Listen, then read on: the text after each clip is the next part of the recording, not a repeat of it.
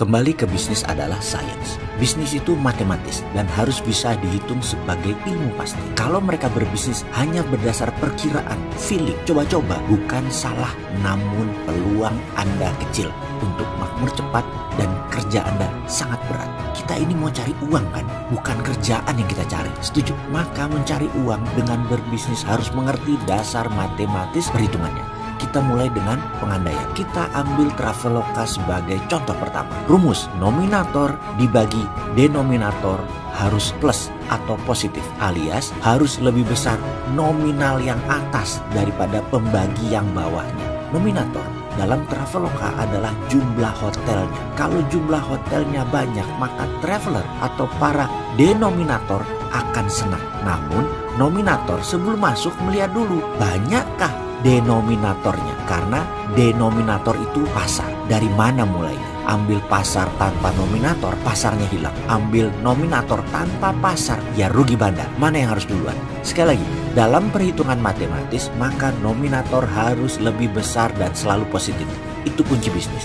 Nominator harus dipertahankan lebih besar dari denominator. Lalu untuk memulai bisnis itu mana yang harus didulukan? Pembaginya dulu atau nominatornya dulu? Bagaimana menjawab pertanyaan ini? Di sini kita harus paham melihat pasar. Kita harus paham melihat pain point masalah siapa yang mau dipecahkan terlebih dahulu. Bisnis itu besar nilainya ketika kita menyelesaikan dua masalah pain point, nominator dan denominator bersamaan. Gojek sekarang kita ambil sebagai contoh kedua. Mana nominatornya, mana denominatornya Gojek. Mereka dari sejak pertama benar menarget ojeknya. Mereka tahu macet Jakarta akan membuat pasar kebutuhan transportasi besar. Jadi Gojek fokus di ojeknya. Maka memiliki 10.000 supir ojek menjadi penting terlebih dahulu mereka fokuskan, yaitu membuat happy supir ojek. Mana yang mereka membuat happy terlebih dahulu itu dijadikan denominator. Ketika 500.000 user dengan 10.000 supir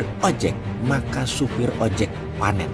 Setiap bulan bisa bawa pulang 10-15 juta. Waktu itu lalu berita tersebar meluas dan Gojek diserbu para ojeker. Dari ojek pangkalan berubah menjadi ojek online. Sampai 100.000 mungkin supir ojeknya, di mana usernya tetap masih 500.000. Sehingga satu supir ojek hanya dapat 2 jutaan karena pembaginya jadi banyak. Kalau mereka kecewa ojeknya, maka bisnis akan merugi di sisi Gojek. Maka iklan gede-gedean, ambil lagi nominator sampai 4 juta orang. Begitu bolak-balik sampai ketemu critical mass. Grab sekarang, karena belum ketemu critical mass, maka Grab masih iklan sana sini mencari nominator dan denominator. Jadi pasti lebih murah naik Grab sekarang. Dan Grab serius garap pasar transportasi. Seperti saya pernah prediksi sebelumnya bahwa Grab is the winner. Kenapa? Karena Gojek akan fokus ke payment, transportasinya menjadi pelengkap saja. Ini prediksi saya. Kembali ke nom dan denom. Jadi kunci bisnis adalah mana yang mau dibuat happy terlebih dahulu,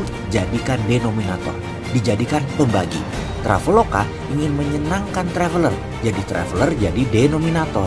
Di mana sekarang dengan Santara, platform pendanaan equity crowdfunding. Santara ingin menyenangkan investor dan UKM berbarengan, tetapi Santara harus memutuskan mana yang disenangkan terlebih dahulu yang diletakkan di denominator. Karena kita konsisten dengan mengangkat UKM, maka UKM kita letakkan di denominator. Saat ini di akhir tahun 2019 ada 65.000 investor dengan beragam minat pendanaan sebagai nominator. Sayangnya baru 20-an denominatornya, UKM-nya, Santara gelisah. Karena itu Santara saat ini fokus di UKM-nya. Bagaimana di tahun 2020 ada 200-an UKM lebih yang mencari dana melalui Santara. Bayangkan kalau kira-kira 10 juta rupiah dana yang akan diinvestasikan oleh para nominator, para investor tersebut di Santara, nilainya adalah 650 miliar saat ini menunggu disalurkan ke UKM-UKM unggulan. Ayo UKM denominator, join. Segera ya, nominator sudah menunggu Anda.